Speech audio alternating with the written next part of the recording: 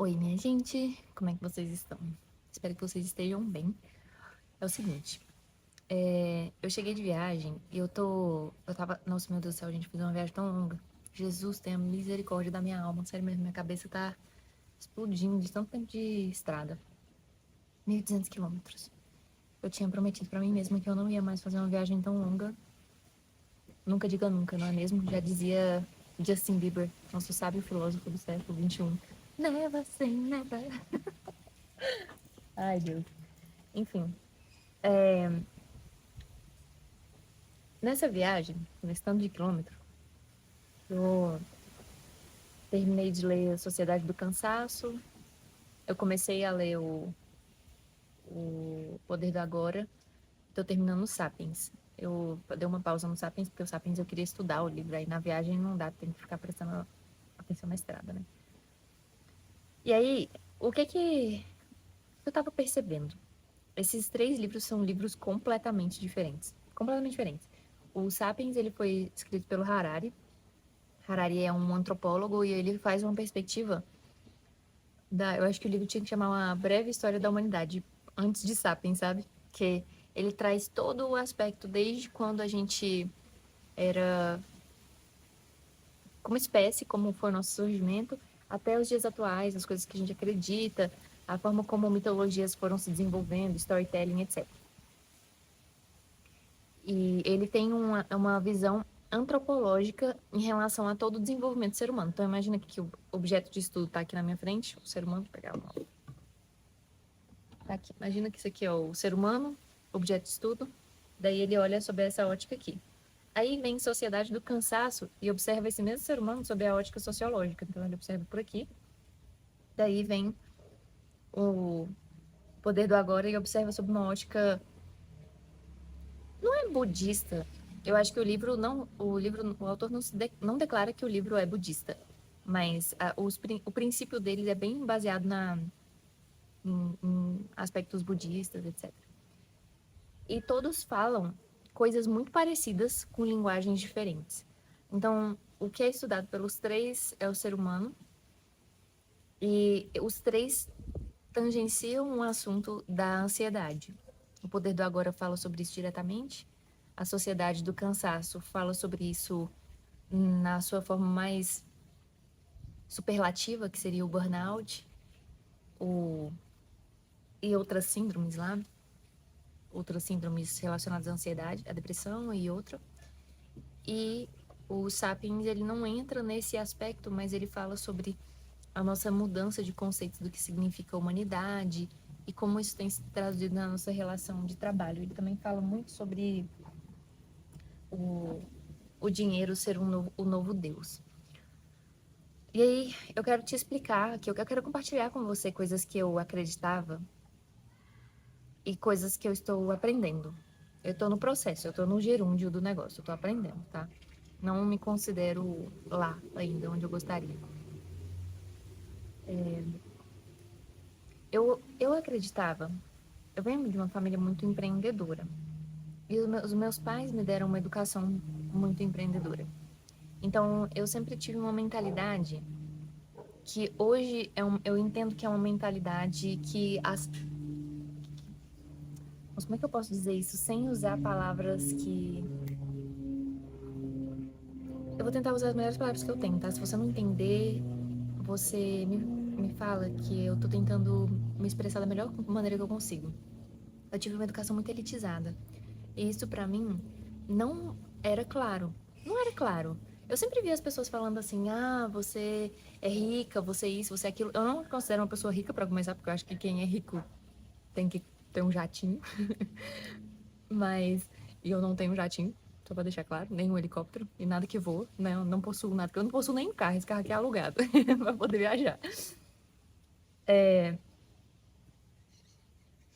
E hoje eu estou começando a perceber algumas coisas. Eu tenho a pele clara, eu falo bem, eu tive uma educação elitizada, fiz um intercâmbio para a França. E essas coisas não eram óbvias para mim, porque essa é a única realidade que eu tive acesso. Eu não tive acesso a outras realidades para poder comparar. Eu não vivi com outros pais em um outro contexto, em um outro lugar.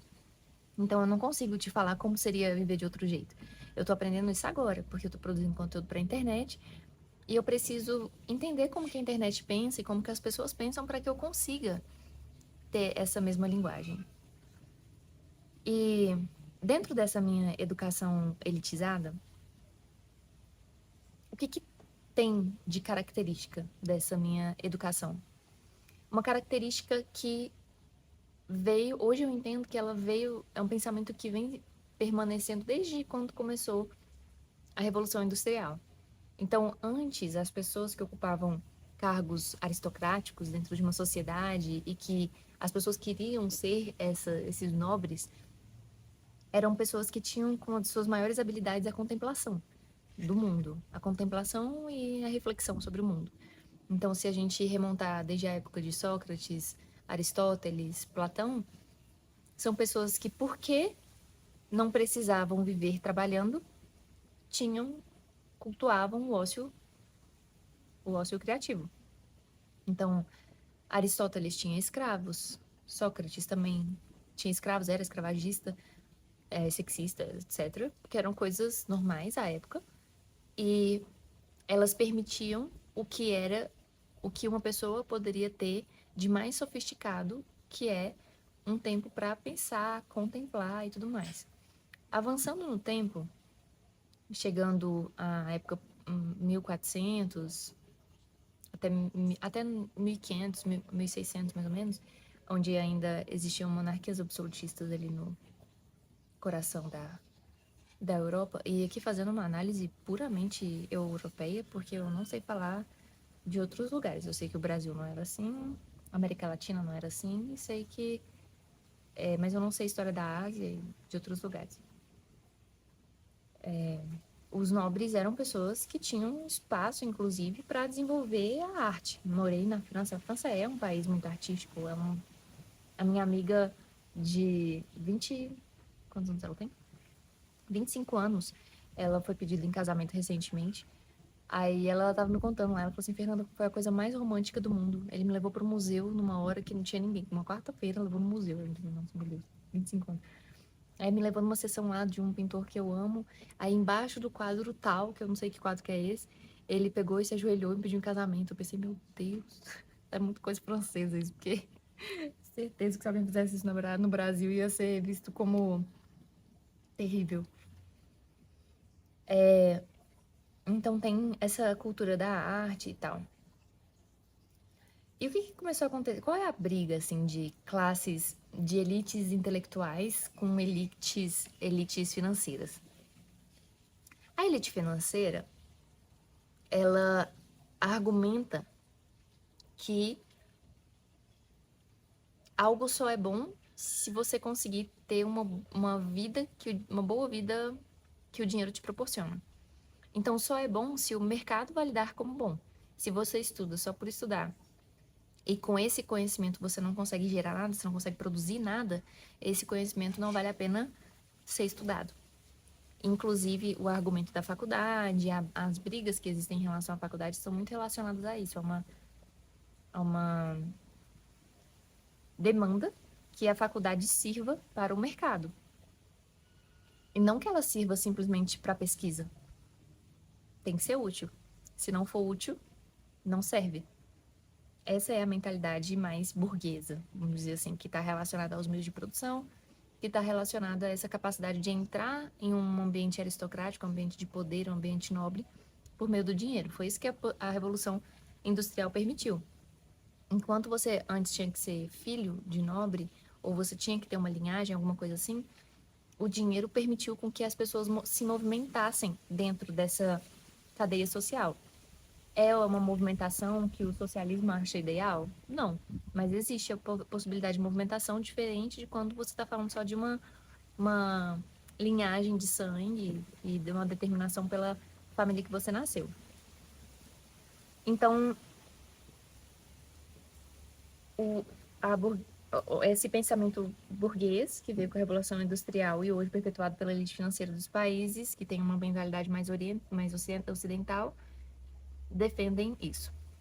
Por outro lado, a elite intelectual, se você for lá conversar com o pessoal da academia de letras, se você for conversar com mestres, doutores e PhDs, pessoas muito inteligentes, mas que não necessariamente têm uma alta penetração de mercado, sei lá, tem um cara tem 2 PhDs, vírgula, é professor de faculdade. Então ele é visto para elite financeira que o que adianta ter um PhD, mas ganha como um professor de faculdade? Serve para nada. A briga do intelectual é do que adianta você ter dinheiro se você não consegue absorver tudo que o mundo tem para te entregar a nível de profundidade filosófica, sociológica, antropológica, física, matemática.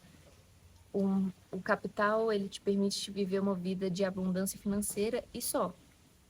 Claro que a pessoa precisa ser muito inteligente, claro que a pessoa precisa desenvolver. Não é qualquer um que é um Elon Musk da vida, não é qualquer um que é um Steve Jobs. Ele precisa ter uma inteligência, mas ela continua ainda sendo uma inteligência utilitarista relacionada à produção e não à grandeza da alma, à grandeza de espírito. O povo tá tirando as coisas aqui de dentro do carro. Quase morri do coração. O Harari, na hora que ele tá lá no Sapiens, na hora que ele tá falando sobre o dinheiro e como que o dinheiro se tornou uma moeda de troca tão importante, ele fala sobre a facilidade que o dinheiro tem e como as pessoas passaram a dar crédito ao dinheiro, a acreditar no dinheiro como algo que permite acesso a muitas coisas. Porque num sistema de trocas, onde o dinheiro não é a base internacional de troca, internacional não, mas não é uma base comum de troca dentro de um determinado povo, você precisa que a outra pessoa tenha um interesse convergente ao seu. Então você fica limitado regionalmente e também fica limitado ao interesse das outras pessoas. Só que o dinheiro dá a sensação de que tudo é possível, porque você consegue trocar o seu dinheiro por qualquer coisa. Eu posso comprar uma mangueira, eu posso comprar um carro, eu posso comprar um cachorro, posso comprar um celular. Com o mesmo dinheiro, eu consigo comprar qualquer coisa. Que não era assim. O sistema de trocas, ele não necessariamente quer dizer que é dinheiro. Então, o dinheiro foi facilmente ascendendo no Homo sapiens, na sociedade humana, porque ele tem essa característica. Aí, quando o Byung-Chul Han vai fazer a análise lá da sociedade do cansaço, ele fala sobre essa...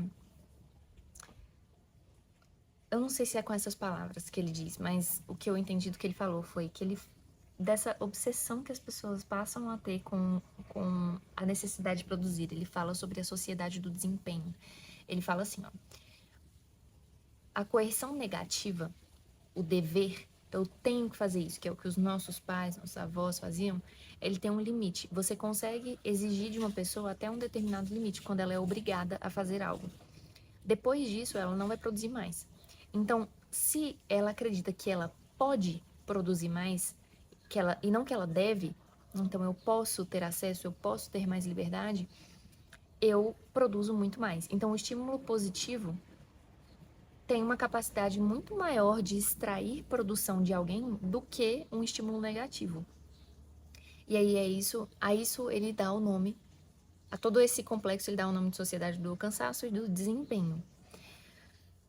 Então, essa liberdade que as pessoas buscam acaba se tornando escravidão. Acaba se tornando sinônimo de angústia. Porque no processo de perseguir a liberdade, eu acabo tirando as barreiras que me separavam do ambiente, de um claro ambiente de trabalho, e me lanço a um ambiente onde eu preciso fazer tudo. Eu preciso determinar meu horário de começar, determinar o meu horário de ser pessoa física e de ser pessoa jurídica, digamos assim.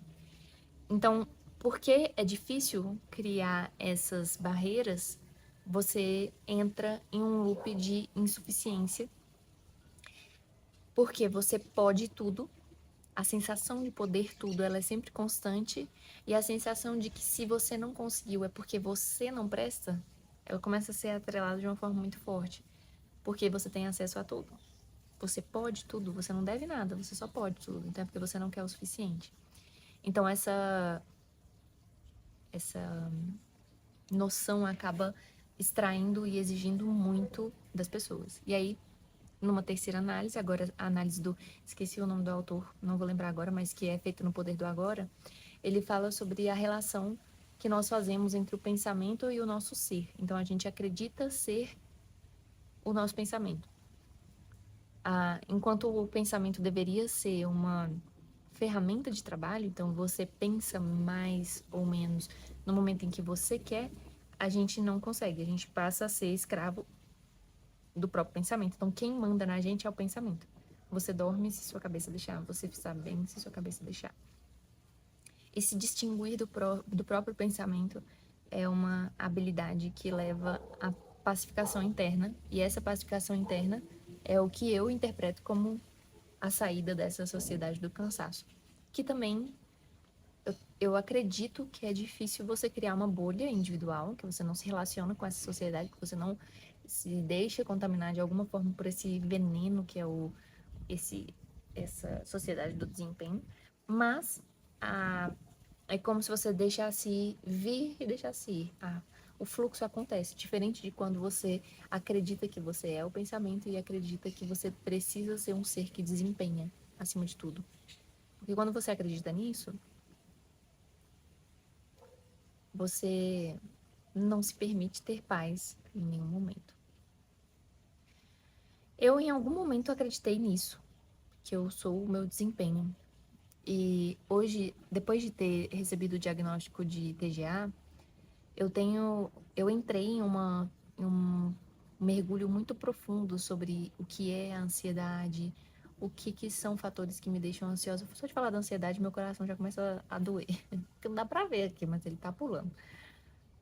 Mesmo tomando remédio, né? Aí tem que tomar remédio. E depois que eu comecei depois que eu falei na internet, né, que eu fui diagnosticado com TAG e com crise de pânico, várias pessoas vieram falar comigo e eu fiquei me perguntando, gente, se tá todo mundo doente da cabeça, como é que eu sei que isso é doença, isso não é normalidade? E aí eu entrei em todo um conflito, sabe, para poder buscar essas respostas. E eu tô aprendendo a entender que o meu valor não está associado ao meu trabalho. Não é porque eu trabalho que eu sou o melhor ou pior, internalizando esse conceito. De alguma forma, é claro que eu sei disso. Eu não sou estúpida, sabe? Eu consigo criar uma linha de raciocínio e compreender isso, mas internalizar esse conceito, eu acredito que eu tô fazendo isso agora. E essa necessidade de ter meta o tempo inteiro, tem que ter meta, tem que ter meta, tem que ter meta, tem que ter meta. Não, filho, ó, dá o seu melhor aí, vê o que acontece quando tu dá o seu melhor. Com foco, com calma, com profundidade. Escolhe uma coisa para fazer, faz essa coisa muito bem feita, vai devagar. Essa viagem que eu fui para uma fazenda de produção de café. Uma pena que não acompanhou os stories, porque realmente foi incrível a viagem. E eu tava vendo lá, tava conversando com o Marcelo, que é o produtor, e o Marcelo tava. Bom, que eu vim gravar aqui no carro para poder não atrapalhar ninguém. E aí tá todo mundo vindo aqui no carro pegar as coisas da viagem. Enfim. E aí eu tava lá na viagem e o dono da fazenda, o Marcelo, eu falei assim, tá, mas quanto tempo você demorou para poder conseguir coletar dados de forma bem precisa em relação à produção aqui na fazenda? Aí ele falou assim, não, isso foi coisa rápida, coisa de 3 anos, mais ou menos, eu já estava conseguindo coletar os dados. Curto, bem rápido mesmo. Em questão de quanto tempo você já estava conseguindo interpretar e influenciar esses dados? Aí ele, não, isso foi aí foi rapidinho mesmo, foi coisa de 1 ano, já foi bom.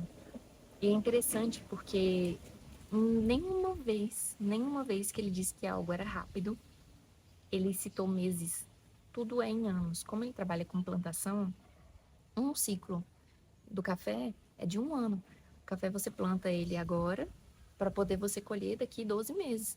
E o período de colheita ele é muito curto. Então, para você colher 2 vezes o café são 2 anos. Então é rápido. Só que a quantidade de coisas que você tem que fazer para poder interferir ao longo de 11 meses para que a colheita seja bem sucedida é tão alta, gente. Eu passei lá um dia inteiro, cheguei lá cedinho na fazenda, saindo super tarde da fazenda e não deu para ver 10% do que é que eles fazem.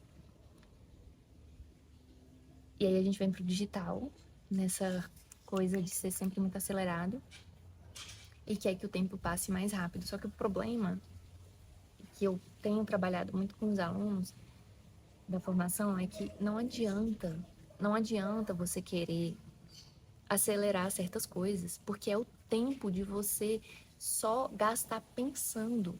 Você quer ficar vendendo, quer ficar agindo, você quer. O que eu posso fazer? Não, tem hora que você não tem que fazer nada, tem hora que você tem que sentar. Eu vou te mostrar. Senta, olha pro além e fica pensando, entendeu? Só pensando. Pensa sobre o seu produto, pensa sobre o serviço que você está prestando, só pensa. Gasta tempo pensando, não é agindo. E aí a gente é levado a acreditar que se você estiver parado olhando para o teto, isso é ruim. Isso é porque você não está desempenhando. Você só desempenha na hora que você age. Você não desempenha na hora que você analisa, que você pensa, interpreta. E essa é a maior dificuldade dos alunos. Acredito que talvez possa ser uma grande dificuldade sua também. O meu convite nesse vídeo é para que você acredite no poder de fazer nada, no poder da contemplação. Não é, e contemplar não é ficar pensando em alguma coisa. É só estar aqui agora presente, assim. Se você está na sua empresa, você está aqui agora presente, só contemplando sua empresa, absorvendo no nível mais profundo o que ela tem para te dar. Você está no seu ambiente de trabalho, olha para o seu ambiente de trabalho, pode estar. E não tenta diferenciar, sabe, o que é que você, quem é você, quem é o seu trabalho, quais são os ambientes que você trabalha. Se você trabalha, por exemplo, com seu marido, qual é o momento que o seu papel social é o papel de esposa, ou de marido, e de sócio e sócia. Separa essas coisas, senão daqui a pouco, qual é o sentido? Ganhar mais para ganhar mais, para ganhar mais, para ganhar mais, para ganhar mais, porque quando tiver mais, porque na hora que tiver mais, na hora que você fizer isso. Então você está sempre no presente pensando no futuro. Isso não faz sentido, não. Não tem como fazer sentido isso. Eu me recuso a acreditar que esse é o sentido da vida. Eu espero que isso tenha feito muito sentido para você, como está fazendo para mim. Estou aqui no meu processo de desenvolvimento, dando a minha cara a tapa e abrindo meu coração para que você também se permita desenvolver nesse processo, tá bom? Muito obrigada por me permitir. É sempre muito bom estar aqui com vocês.